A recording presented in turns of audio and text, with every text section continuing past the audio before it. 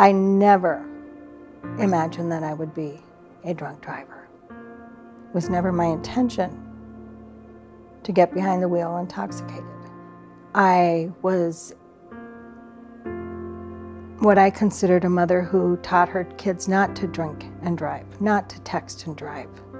I was adamant about the safety, and yet my perception about myself was I was not a drunk driver.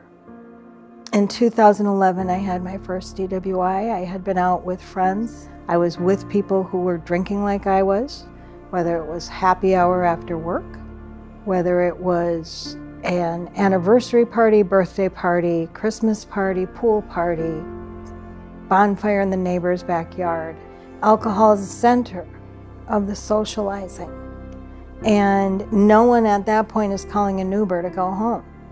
It's not something that is entering anyone's head, let alone my own. And about a year later, I was again arrested for driving under the influence. Because again, I'm in a situation where my drinking socially with all of these other adult people is not looking any different. I am in auto sales, so now I can't drive cars. It's impacting my work. It's impacting the people that I work with because they have to help me. I'm using interlock. I'm having a limited license. You know, I'm angry with myself because I am again being arrested for drunk driving. The hardest part was telling my kids. Having more than one was mortifying. And the impact of I couldn't drive to go and see them because I couldn't just drive and pick them up. I'm the mom. You know, I want to pick you up and take you out for your birthday, or we're going to go to this event. They had to come and pick me up. The far-reaching effects financially, paying for attorneys, paying for fees. And I want to make it clear that that's not the worst part of a DWI. It's the horror of I'm driving a weapon. I'm essentially someone that could take out an entire family.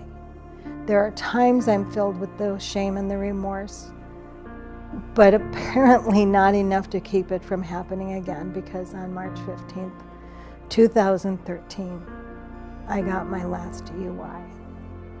And my shame and horror are indescribable. There's nothing in me that ever thought I would be in the backseat of a police car for the third time. And through a friend, I found an attorney who knew about DWI court. It takes specifically repeat drunk driving offenders and offers them a very intensive program to stop the alcohol and driving problem. It required treatment and meetings and outside support that really saved my life.